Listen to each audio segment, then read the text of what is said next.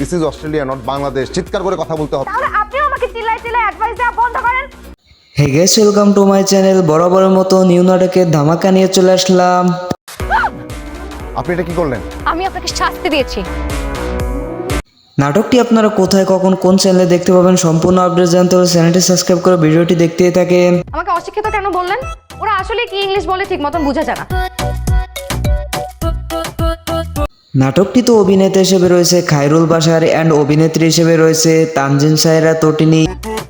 আসেন আসেন আসেন আসেন, ভালো হচ্ছে। কেউ ভূতে অস্ট্রেলিয়াটা ভরে যাচ্ছে। আমারও দিন আসবে, আমি দেখিয়ে দিব।